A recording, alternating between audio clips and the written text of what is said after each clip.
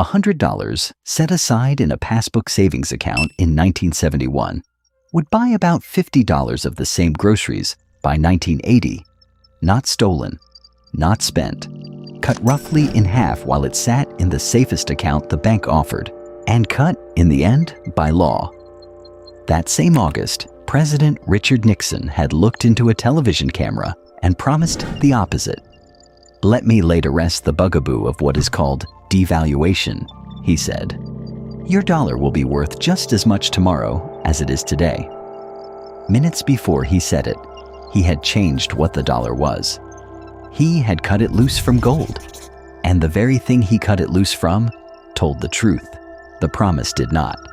An ounce of gold, fixed by the government at $35 for a generation, ran to about $850 by January of 1980. This is the story of that one decision and how it reached all the way down to a kitchen table, not through theory, but through a household budget ledger kept in a spiral notebook by one family of four in a suburb like 1,000 others.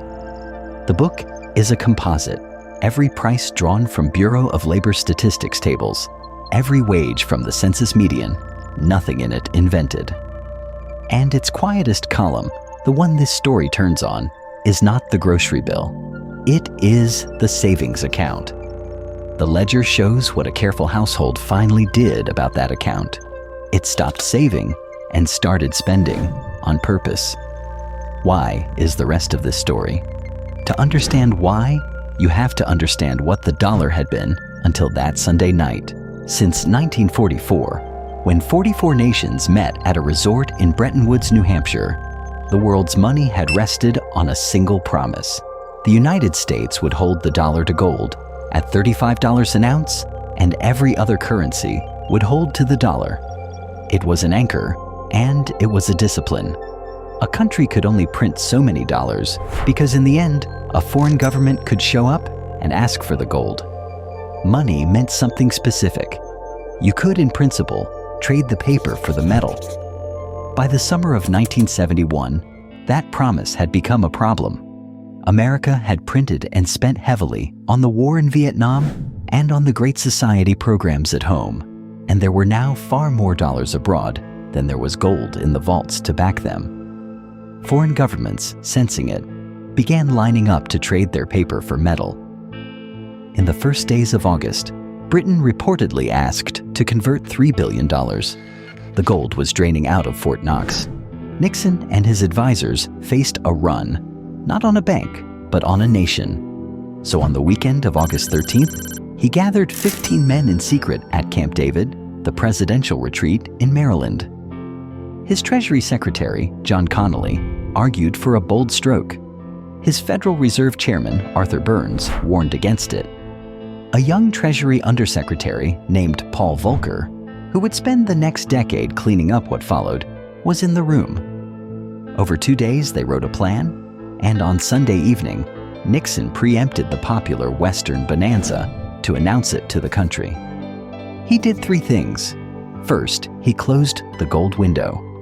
From that night, no foreign government could trade dollars for American gold at $35 an ounce, or any price. The anchor was cut. Second, he put a 10% surcharge on imports to pressure other nations. And third, the one this family felt directly, he signed Executive Order 11615 and froze wages and prices across the entire country for 90 days. No paycheck, no rent, no grocery price could legally rise. It was the first peacetime wage and price freeze in American history. The country cheered. The newspapers called it decisive. And for the family with the spiral notebook, the 90-day freeze even looked like relief for 90 days. But an economist looks at a wage and price freeze the way a doctor looks at a high fever brought down with ice. The number on the thermometer falls. The sickness underneath does not. When the controls finally expired in 1974, the prices that had been held down did not stay down. They sprang. Now open the ledger and start where it hurt quietest, the savings account. This family had done everything right. They kept money in a passbook savings account at the local bank, the safe and responsible place, earning about 5% interest a year. Under a federal rule called Regulation Q, the bank was not even allowed to pay them much more. 5% sounds fine, but once the dollar was anchored to nothing, the number of dollars in the system, the measure economists call the money supply, grew about 2.5 times across the decade. More dollars chasing the same goods is the oldest definition of inflation there is. And inflation, by 1974, was running near 11% a year. Do that arithmetic at the kitchen table.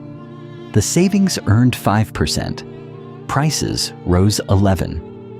Every year the family's money sat in the safe account. It lost about 6% of what it could buy, guaranteed by law. $1,000 they had set aside in 1971 for a child's future would buy, by the end of the decade, closer to $500 of the same goods. They had not spent it. They had not lost it to any crime. It simply evaporated quietly in the account that was supposed to be the responsible choice. I think this is the cruelest line in the whole decade, and it is not the grocery bill. It is the savings account, because it punished the households who did exactly what they had been told to do. So watch what the careful household did, because their response is the whole story of the decade in miniature. They stopped saving money and started spending it, not foolishly, but defensively. If $1 today would buy more than $1 next year, the rational thing was to buy the freezer, the second car, the case of canned goods, now while the dollar still held. The economists have a phrase for this. They call it a flight from money. When people no longer trust that $1 will hold its value, they get rid of it faster, and that very rush pushes prices up again. The family's ledger, which had once shown steady deposits into savings, now showed durable goods bought early and a pantry stocked deep. Thrift itself had been turned upside down. The grocery lines told the same story faster. A pound of ground beef near 65 cents in 1970 reached close to $1.80 by 1980. But the number that fooled people was the paycheck itself. The median family income roughly doubled across the decade, from about $9,900 to about $21,000. 10 years of raises on paper. The Consumer Price Index had doubled in exact step, so the larger paycheck bought nothing more at the register than it had at the start. The last line in the ledger, and the heaviest, was the mortgage. A family looking to buy a home early in the decade could borrow at around 7%. As inflation tore loose, lenders demanded more and more to protect themselves against $1 that was melting. By 1981, the average rate on a 30-year mortgage reached about 18%.